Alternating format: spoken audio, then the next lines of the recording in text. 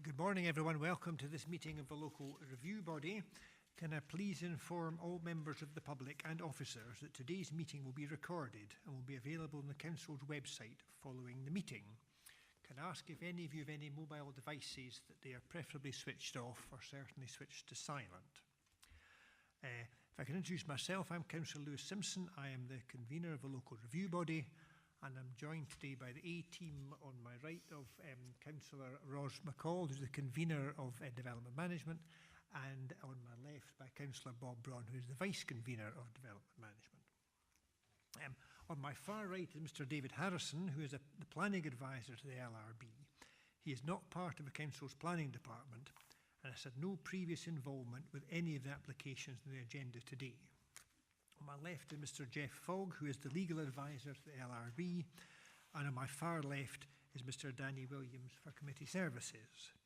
We're also joined in the front row here by Ms Caroline Stewart, who is from the planning department, who will take back any learning points to her colleagues. And most important of all, on the magic lantern, we have Mary Willis in the corner. Hopefully the IT is going to work today, Mary. We all have our fingers crossed, yes, and we can, if it fails, I think we have to all join hands. It sometimes helps, but there's not too much on the agenda, so hopefully the IT will hold out until we're finished. Can I ask if there are any declaration of interest by members on any item on the agenda today? And I have none either. So, can we note the minute of the last meeting? Agreed. Thank you. So we move to the first item, which is item 4.1, which is a planning application for the erection of a dwelling house on land 40 metres north of the stables, Main Street, Almond Bank. May I ask if there is anybody here from that application? Welcome, sir. Can I have your name, sir? Oh, thank you. All right. Anybody else from that one? No? No? Right. Okie doke. Thank you very much. So, Mr Harrison, can I ask you to introduce this application for review? Thank you, Convener. Can I first of all check everybody can hear what I'm saying? Thank you.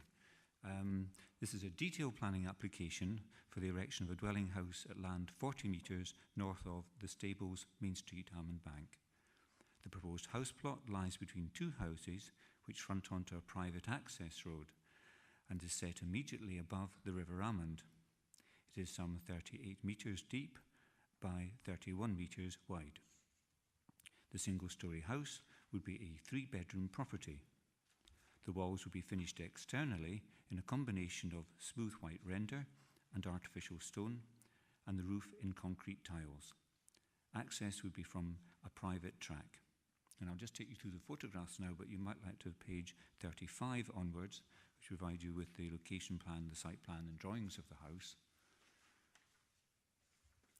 So just moving to the first photograph, this is the house plot itself and the adjoining property, the stables. And the general direction of the photographs is shown by the arrows. So if we move slightly to the left of that photograph, we catch the other property, Wood End. Moving on from that, we move to the access, which is the issue in this particular application. And so this is the entrance onto the public road, looking in the northerly direction towards the bridge. And slightly more of a detail from that access, which you can see the private access road, which takes you down to the plot involved. And this is taken looking actually, as it were, along the kerb at that point, again in that northerly direction towards the bridge. Moving on from that, we have the detail which is referred to in the papers, this base of the pillar which was removed at some point in the past. Moving on from that, again, still looking in that northerly direction, we're now stepping back into the entrance itself and give you an indication of visibility in that direction. Swinging slightly to the right of that photograph, we look in the opposite direction, as it were, looking south, and we can see some cars parked there in that direction, as it were. Moving on from that, and we step, as it were, across the road, just to give you an indication of the entry itself and the property adjacent to it. And then swinging slightly to the left of that photograph, we look more directly at the entrance itself, and I say that adjoining garage and the property. Swinging again to the left of that photograph, the adjoining property which is set slightly higher behind the retaining wall. And again, to the left of that photograph, we swing right round and look down in that southerly direction. I say this view being taken from the opposite side of the road from the proposed access. This, of course, is us now looking directly at it. Moving on from that slightly, this is now taking more specific photographs. This is from a position 2 meters set back, looking in the southerly direction, and then a 2 meter setback looking in that northerly direction. Both photographs have been taken at a height of 1 meter above the ground level. Moving on from that, we now go to the 2.4 meter setback in the southerly direction, and then similarly the 2.4 meter setback in that northerly direction. And just to give you an indication, this is from position 33 metres south, looking back from the edge of the kerb, that is, of course. And then from that northerly direction, at the 33 metre south north position, looking back towards the entrance. And just to give you an indication, this is a vehicle exiting, going in a southerly direction from the access. And happened to catch a vehicle turning in a northerly direction from the access. And there's mention in the papers about the fact that there are often cars parked adjacent to the access, which obliges vehicles to cross the centre line when they're passing it. And then from within a vehicle itself, say looking in that northerly direction, and then looking in the southerly direction. So I'll just leave you with that general photograph. Turning first of all in summary of the applicant's case, the development of a house on this proposed plot and the proposed design and layout and service provision is accepted by the planning officer. The junction geometry and substandard nature of the visibility at the existing access is the sole area of concern. The applicant's transportation consultants consider that the setback for visibility at the junction of the private access onto the public road, based on independently conducted speed and safety audit, is seen as acceptable and could be less than 2.4 metres. However, transport planning has indicated that a setback of 2.4 metres would be appropriate. The National Roads Design Guidance, Designing Streets, indicates that a visibility requirement of 33 metres in the Y distance and 2 metres in the X distance may be considered in some very lightly trafficked and slow speed situations. This is considered appropriate in this case due to the very small volumes of traffic exiting from the private road and the low speeds of traffic on the public road. The speed survey concluded that the 85 percentiles were 25 miles per hour northbound and 25.7 miles per hour southbound. Irrespective of this, the applicant has submitted a drawing that demonstrates that an X distance of 2.4 metres can also be achieved, which would address the council's concerns. This conclusion is shared by the second traffic consultant who undertook to review on behalf of the applicant, although it suggested that the vegetation would have to be managed. The access has been accepted for the development of the existing properties, and the minor increase involved with this development is not viewed as having a material adverse impact on those parties who use this entry. The National Roads Design Guidance accepts Y junctions, and there is no recorded accident history at this location. The geometry of this junction is not seen as a valid reason for refusal. A drawing has been provided to show that the swept path of a car turning north, while this requires vehicles to cross the centre line and use the other side of the road, this is the present situation. Such circumstances are not uncommon, and the manoeuvre can be undertaken safely. It is understood that the stone pillar that impeded visibility to the left has been removed, and that the Council could use powers under the Road Scotland Act 1984 to prevent its reinstatement in the interests of public safety. The applicant was not made aware of or given the opportunity to respond to the Council's concerns regarding the junction before the application was determined. Turning now in summary to the Officer's Report of Handling, a planning application for the development of this plot for a house was first made in 2003. This was refused both by the Council and subsequently on appeal by the Scottish Government due to the inadequate access arrangements. Subsequent applications were also refused for the same reason in 2013, 2015 and 2018, with the most recent application also being declined by the local review body. The site lies within the settlement boundary of Almond Bank, Pitcairn Green and Cromwell Park. The proposed plot is seen as capable of accommodating the proposal, and the character and density of development is seen as acceptable in this locality. As with the previous planning applications, the substandard nature of the access onto the public road remains the concern. There is also the ongoing issue of a stone pillar at the entrance that restricts, or would restrict, visibility to the north. While it has been removed by a third party and not its owner, it may be reinstated. The pillar and the underlying land is not within the applicant's control. Transport planning does not consider that it has powers to prevent the reinstatement of the pillar, as suggested by the applicant's agent. Even with the pillar removed, visibility is still restricted to the extent that vehicles have to project into the road to get a clear view to the north.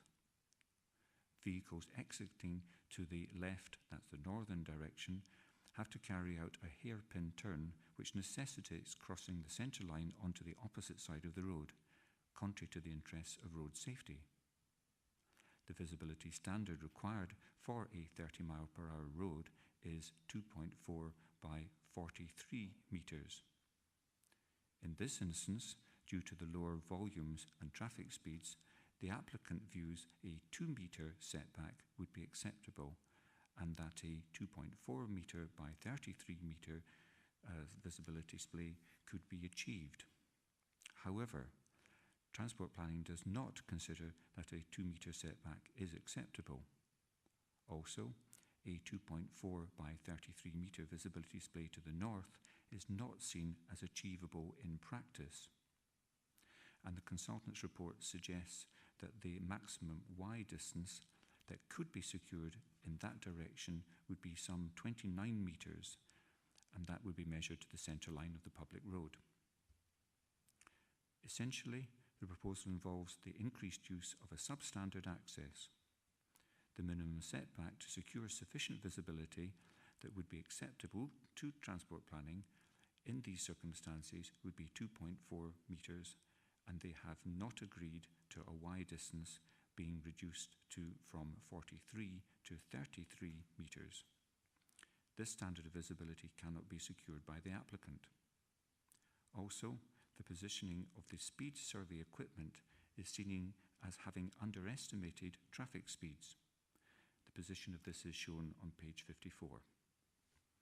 In addition, as the survey work was carried out when roadworks which restricted access were being undertaken, there remains doubts around the extent to which the results reflect normal traffic movements.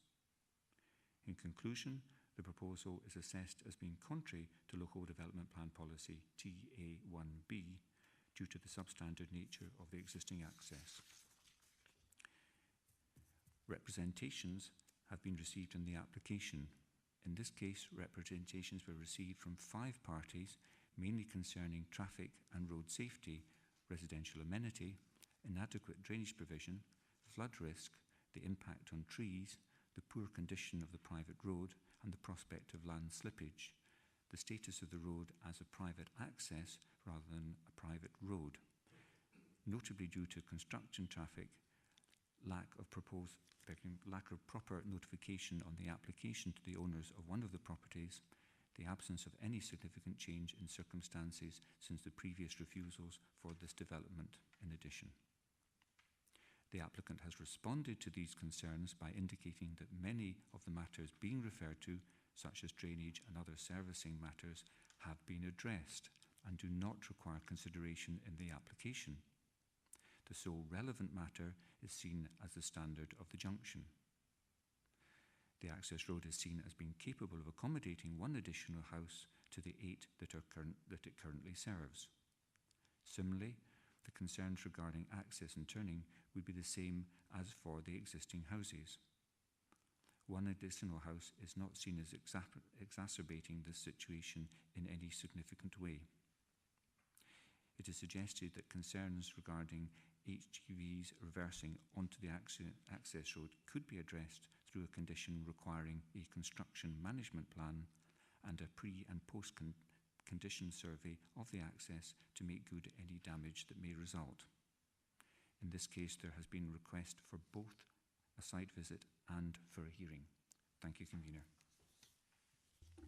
Thank you very much indeed, Mr. Harrison.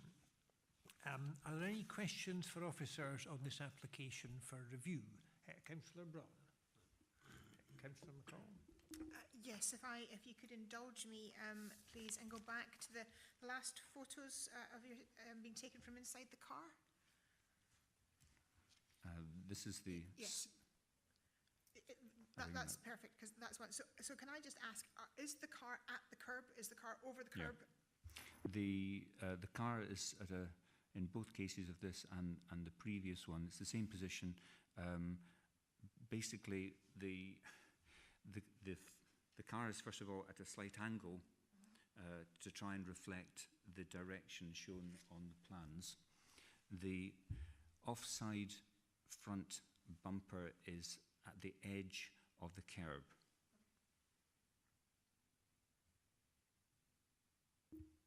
Yes, okay, I've got that. So basically the right-hand side of the car is touching the curb, in effect? No, facing onto it, sorry, pardon. Sorry, the left-hand side of the driver's side, the passenger's side is on the curb line. Is on the line of the curb, yes.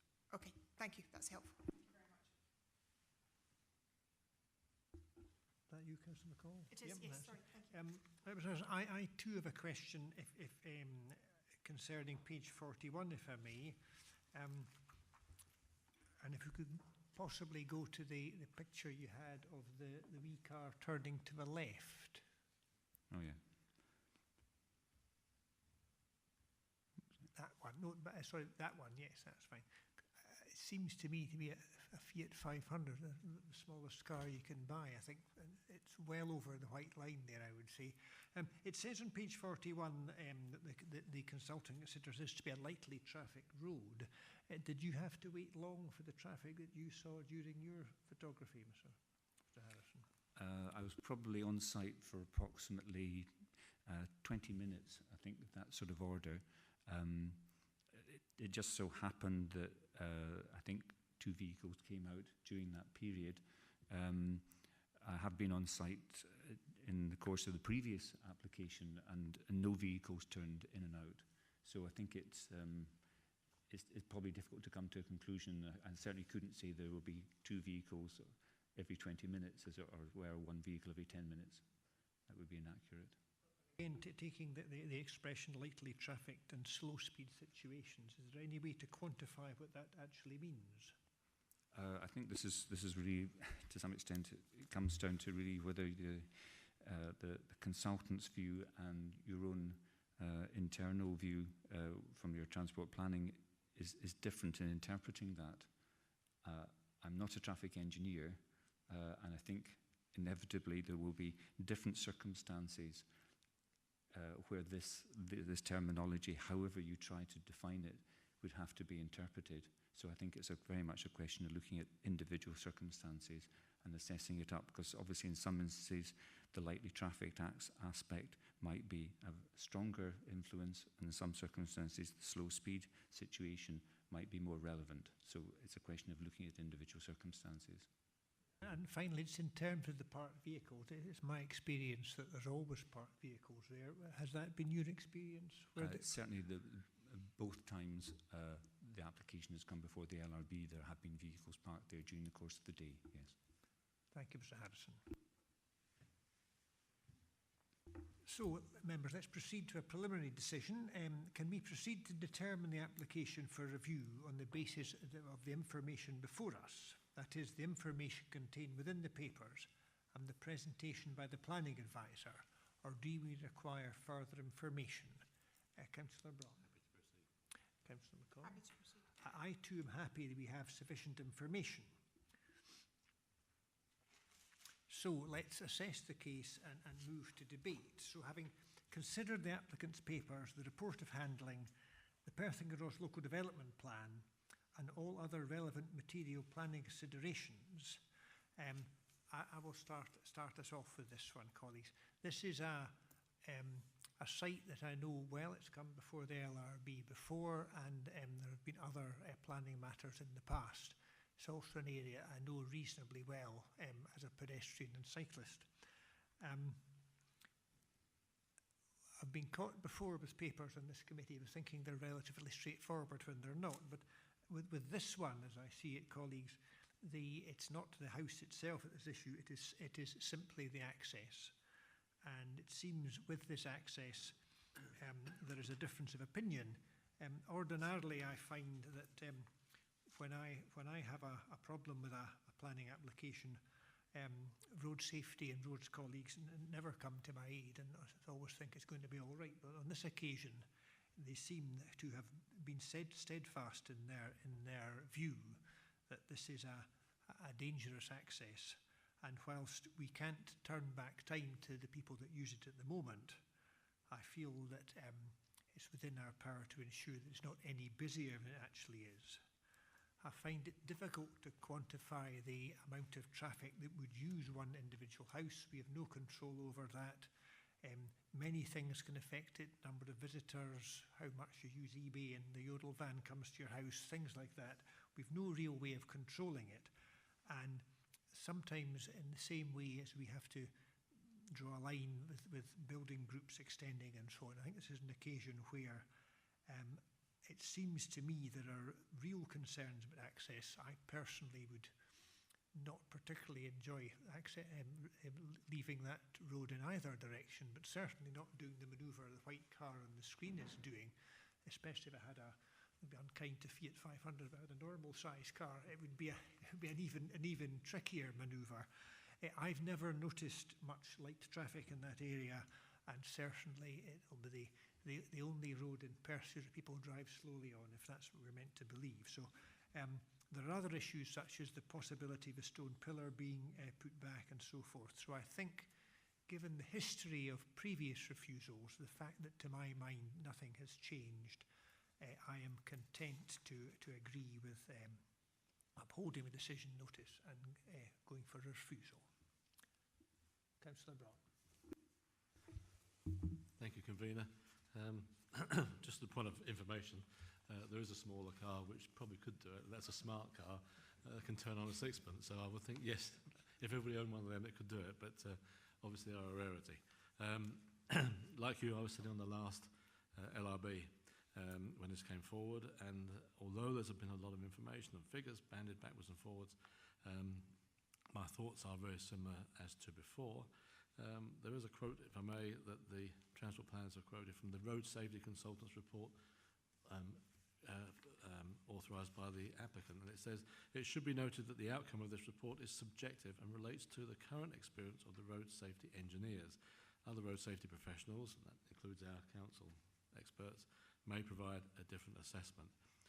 And I have to say, looking at the photographs and the information that we have, I can see no reason to change my original view of this site when it came before us before. There was comment made about trying to change, the council should change the site, but there is another quote here by the report handling that the council has maintained a consistent view in not supporting the intensification of use of this access for a period of 15 years. And I think that is true. And I see no reason to change the original decision, so I will uphold the planner's report and decision in this case. Thank you very much, Councillor Braun. Councillor McCall. Thank you, Convener. I have to say I'm in agreement with my colleagues. I have major concerns regarding this application, and I have investigated this position thoroughly recently.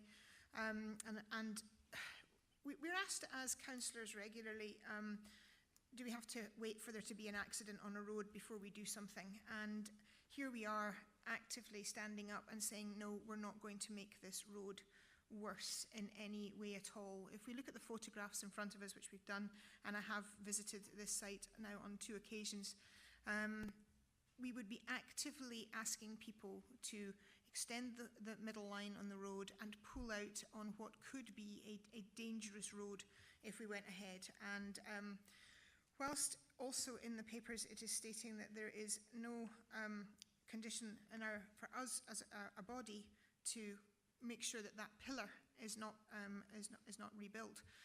My concern is that if that was rebuilt, that would just reduce the sight lines even more. I have really looked hard into this particular application, and as it's already been stated, the actual house itself is not the problem.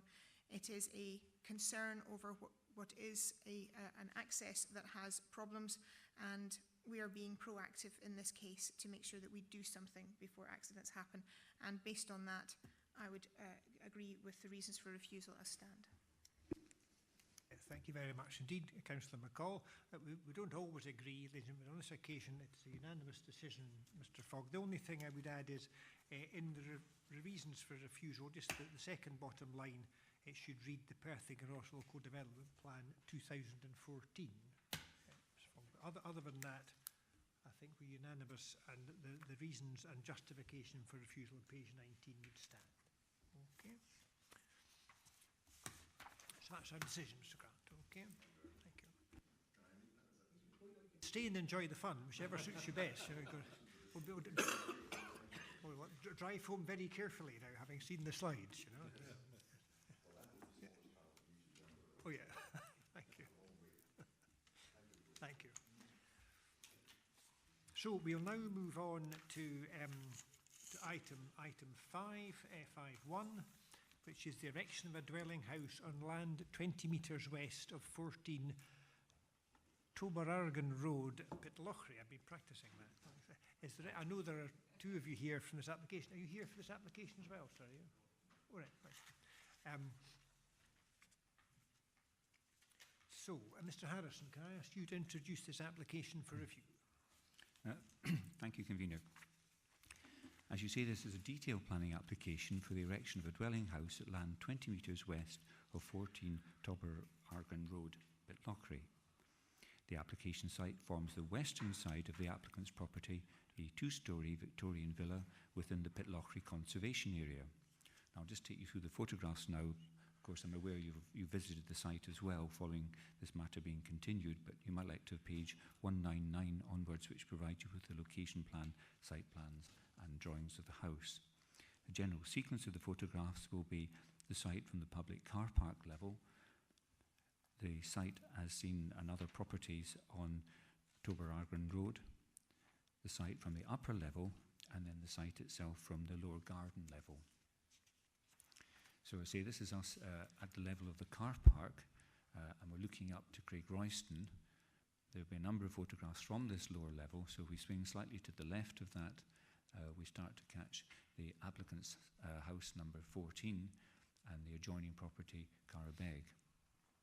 Swinging round again to the left of that photograph, but still at this lower level, we get the block of flats, which is, shall we say, immediately in front of the application site, and we're just catching the corner of number 14. Again, moving towards the left of that, as it were, we now look over the hotel car park and up towards number 14, and of course the application site itself. Moving slightly to the left of that photograph, we're catching the main part of the application site, and of course we have the existing, as it were, green shed, if I can call it that, adjacent to that boundary there. Again, swinging slightly to the left of that photograph again, we're still looking across the car park of the hotel, and we're picking up some of the, shall we say, the extensions to the hotel in conjunction with, again, the green shed and the application site, which as you can see is set at that slightly higher level. Swinging round to the left of that photograph again, we're looking at the hotel and the site which has got the application, I understand, approved for some additional flats, again at that lower level.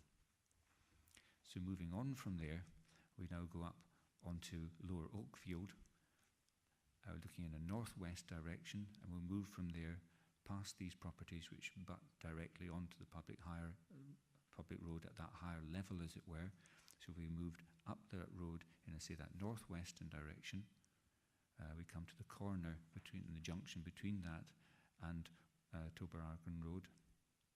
Then swinging slightly to the left of that photograph, opposite those properties, we catch number 14. And then we move on from that. This is the bungalow on the opposite side of the road from number 14. And then going down the road a little bit further, again to the left of that, we see numbers 1 to 11, as it were, again still on that public road at the higher level. Moving on from that, we turn round and look back in the opposite direction to number 14, and of course the entry into the application site itself. And moving into that, we now look directly into the application site and its entrance, and that's obviously the gable of number 14 we're looking at. Moving into the site now, we look back to the bungalow on the opposite side of the road. This is taken from the approximate position of the proposed bin store, if you wanted to identify it on the plans. And the next photographs will be taken from that upper level, as it were. And swinging round to the right of that photograph, we have the gable of number 14. Swinging round again, still from that same position to the right, we look across that upper level of number 14 towards the adjoining properties. Swinging round again to the right of that, we now look down to the lower level, down to where the first photographs were, and you can see the flats, existing flats that is, at that lower level beyond the car park associated with the hotel. Swinging round again to the right of that photograph, we're looking down, as it were, onto the roof of the green shed, if I can call it that. And beyond that, we have, of course, the flats on the left-hand side of the photograph, and then the more open ground beyond the parking area where the proposed flats are, say, on the right-hand side of the photograph. Swinging round to the right of that again, we're looking across the car park and just starting to pick up the extensions to the hotel, which we see more clearly in the next photograph. Again, swinging to the right of that, we look across the flat roof of that hotel extension. And swinging round to the right of that, we start to go, as it were, all the way back round to where we started from, and you're picking up number 11. Moving on from that,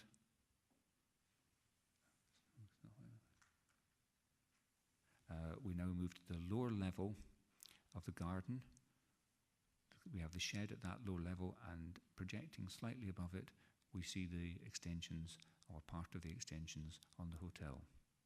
Again, swinging round to the right of that photograph, we look, as it were, up the slope, just catching number 14 at that upper level, and of course the rest of the plot. Swinging round to the right of that photograph again, from again this lower level, we catch the whole frontage of number 14, that's the western elevation. And swinging round to the right of that photograph again, from that same level, we catch the adjoining Carabeg. And I think there's reference in particular in the papers to the parking area associated with Carabeg. Swinging round to the right of that, again, we look across this lower part of the garden towards the adjoining properties. Round again to the right, we now look, I say, across the whole car park from that boundary of the application site towards the flats.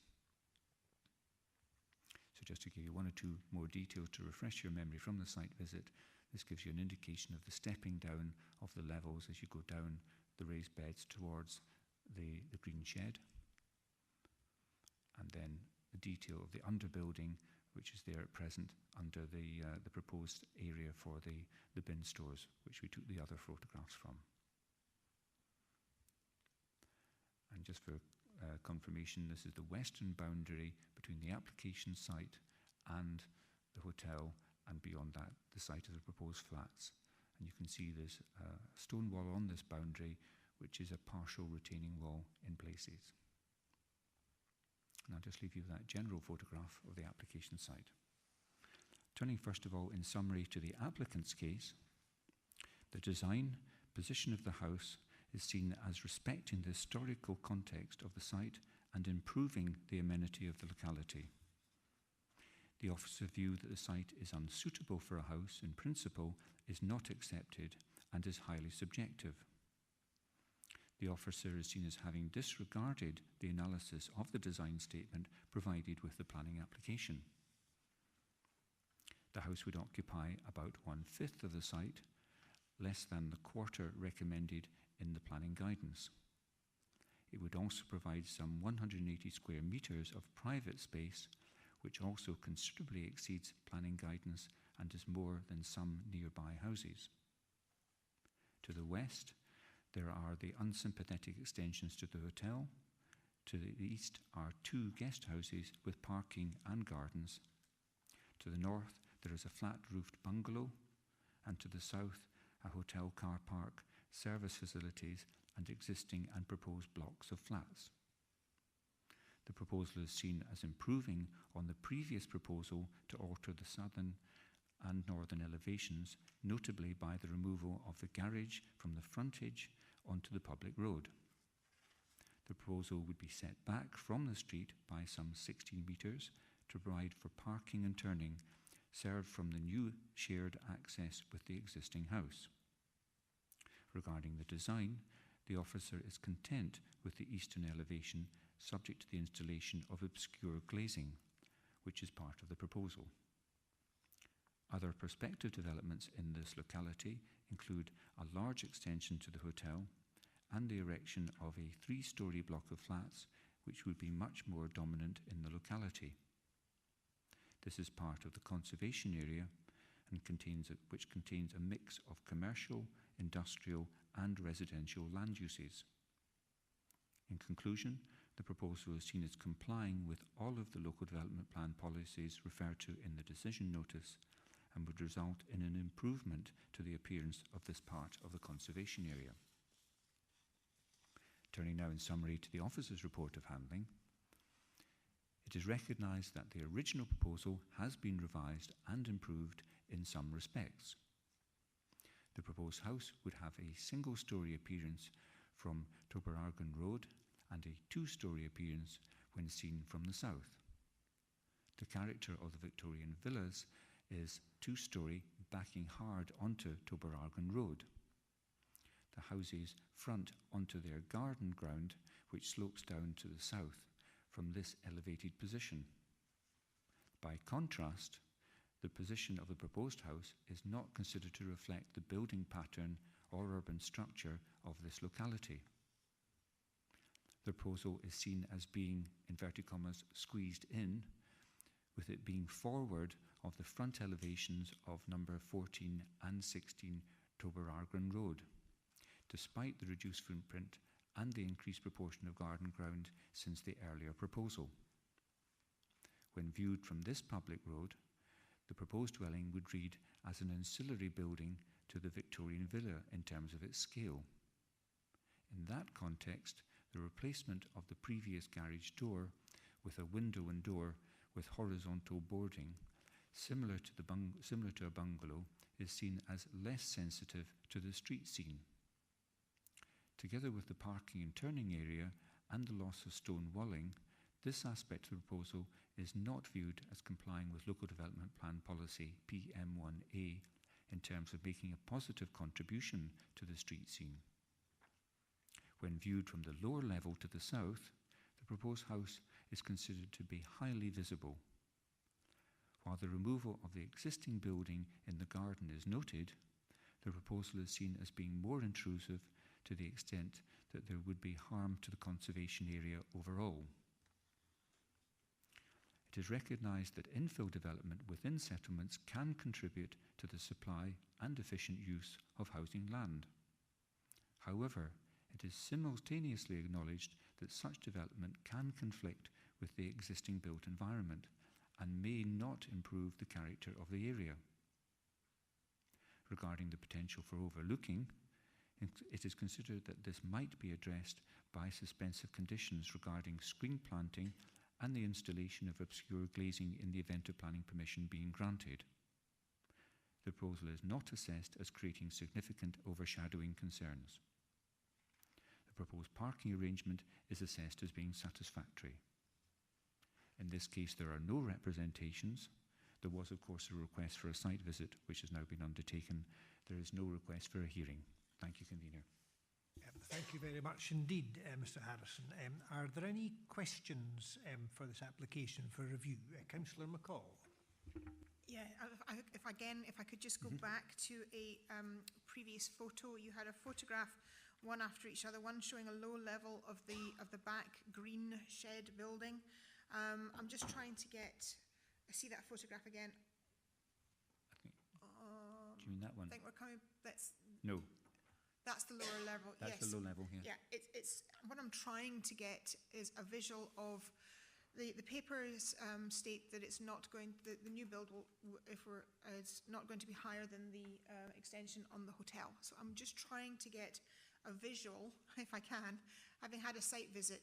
Can you confirm for me, please? The area that is going to be developed is the level up from that. It's to the right of the photograph, where the sort of beds are for planting. When you say develop, we occupied by the proposed house. Yes. Yes, I think if I draw your attention to page 200. Yep. That shows the footprint, as it were, of the green building we're looking at in the photograph here. Yes. If you turn over to page 203, maybe if you try and put those two pages together, you can see the extent to which the proposed house would be set back, as it were, to yes. the right-hand side of the gable of the building we're looking at here in the photograph. Yep. So it's set, as you see, slightly further up the slope, although of course the slope itself is being stepped by terraces. So in simple terms, maybe if I go back, is it that one photograph? No, it's the other way, sorry. If I go to that photograph, Yes.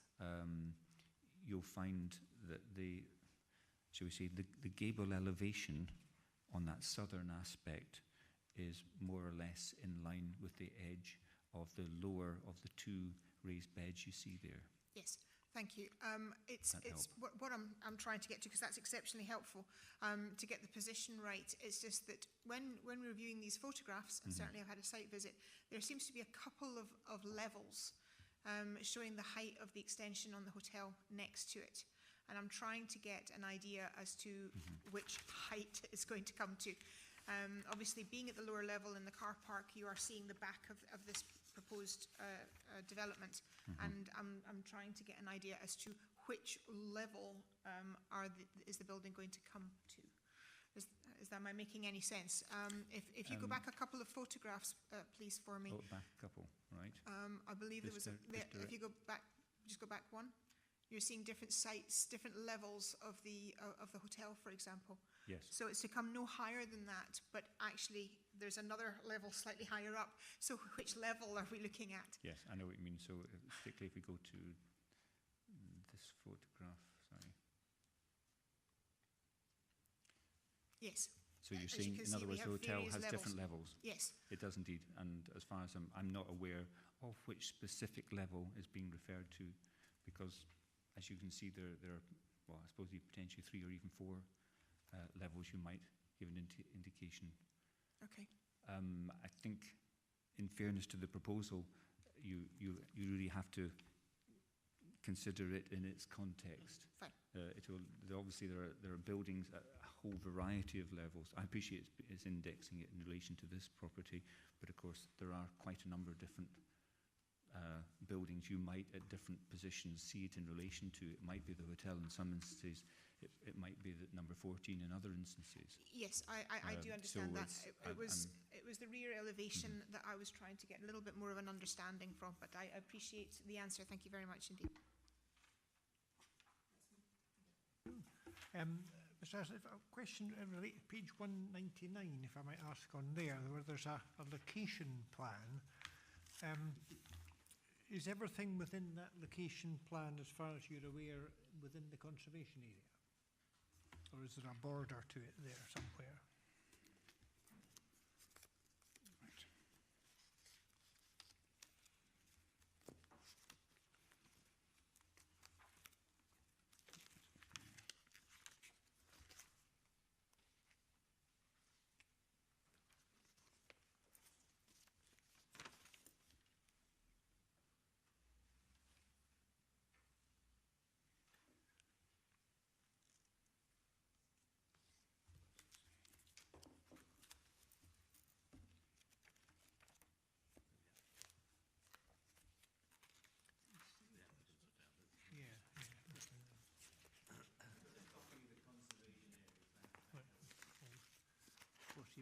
Mr. Harrison has it somewhere, I think.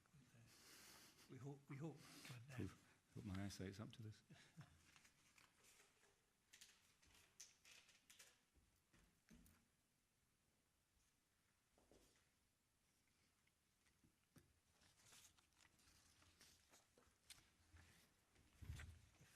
Essentially,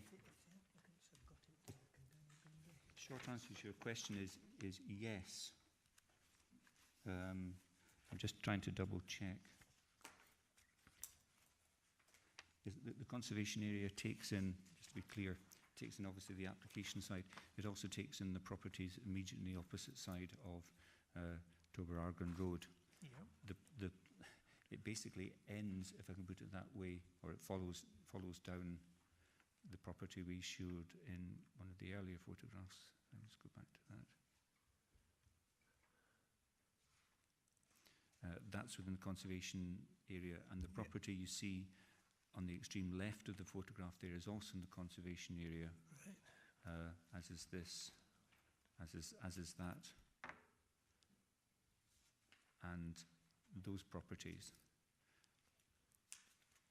The properties on the left-hand side of the photograph here are within the conservation area, but the properties on the other side of the road start to go out with the conservation area. Right.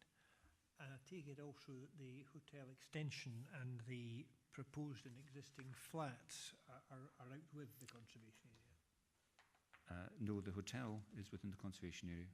Right. Okay. Yes. Basically, it's everything down to the main street. Right. It being simplest. I can show you the plan, the local plan. I think I'll just come and have a wee look if I may. Basically, the yellow dotted line shows the conservation area, and the application site is in there. Oh, you've got it there. Right. So it's the yellow line, and that's the application site is there. Okay. It's the application site. Yeah.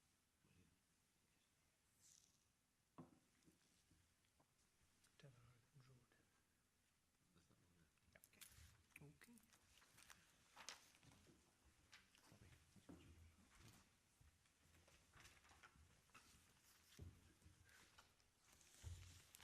Thank you, Mr. Harrison. No more questions from me. So are we all set? Yes. You've answered all the questions ready for me, thank you. Thank you, Val. That's us. So, members, can we proceed to determine the application for review on the basis of the information before us, that is, the planning information contained within the papers and the presentation by the planning advisor, or do we require more information? Councillor McCall. I'm happy to proceed. Right. Councillor Brown. Happy to proceed. I too am happy to proceed. So, colleagues, we'll assess the case and move to debate. Having considered the applicant's papers, the report of handling, the Perth Kinross local development plan and all other relevant material planning considerations, I will start us off, if I may. I think we'll agree, as ever, the site visit was extremely useful, and we were able to see for ourselves the many different levels of this particular site. I think I would say there are some unusual, I think if I wanted to be kind, surrounding buildings, And you'd be forgiven for thinking that the conservation area horse is already bolted, perhaps, but that doesn't mean that we don't have a duty to uphold the conservation area and what is meant to be for. And I would say that we should be looking toward the Victorian villas rather than in the other directions. It strikes me, both before and after the site visit, that I would agree with the planning officers that this is perhaps an unsuitable site for a dwelling house. It seems to me to be squeezed in the corner and is in danger of being a backfill development. And I am in agreement with the decision notice. Okay. So, Councillor McCall. Thank you, Convener. I'm torn by this particular application. I can understand entirely the application coming forward, and I can understand with the changes in the surrounding conservation area as to why an application like this would come forward. I do have concerns at the back elevation and the height in comparison to the sloping site and to the buildings round about. I can't get a visual on, even having gone to the site, on just how tall this building will be from the back once the shed is gone. So my concerns aren't so much over this particular application as far as the conservation is concerned and the building itself. It's the building in comparison to its surroundings, and I guess that takes on board what you're saying, Convener, with the size of the site in comparison to the building itself, and how that does take into the whole area. And I have to say, based on that, and I know it is an opinion, but based on the information I have in front of me, I would have to go with the decision as previously made. Thank you, Councillor McCall. Councillor Brown. Thank you, Convener. Like you, I haven't had a site visit, which was very useful. This is not a complicated application, but it's one of those ones that has you thinking. I think somebody mentioned the words, it's a subjective view, and to some extent it is.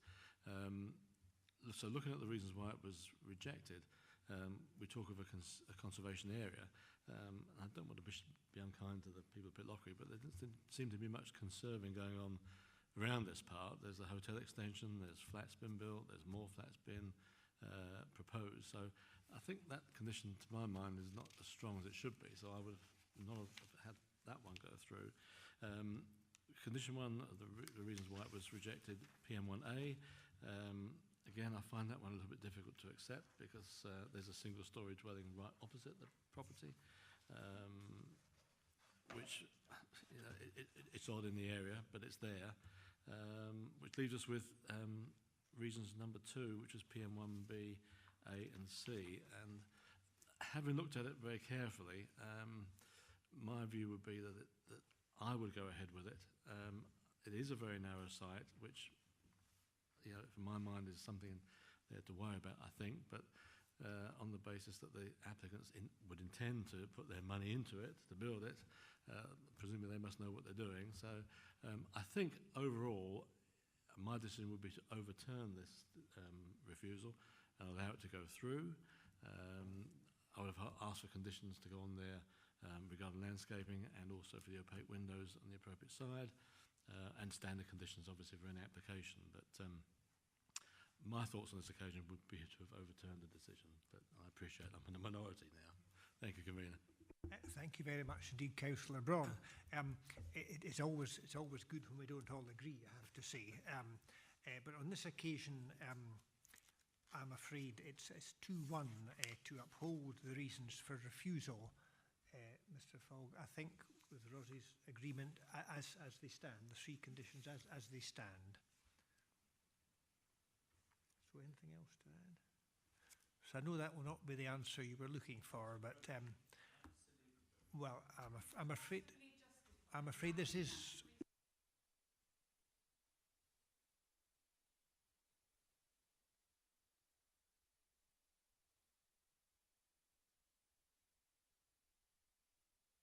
I'm afraid this is not a public meeting. This is a meeting held in public. So it's, yes, but it's inappropriate for it to be a public meeting.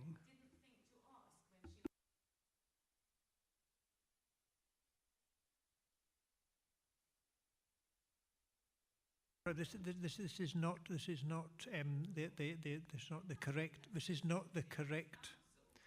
not the correct occasion to be taking this forward.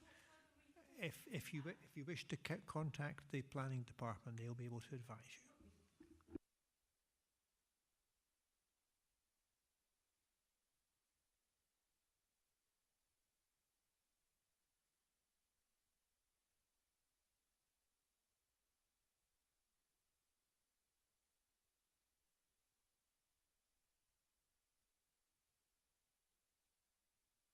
We'll draw the meeting to a conclusion, I think. Thank you very much. Yeah.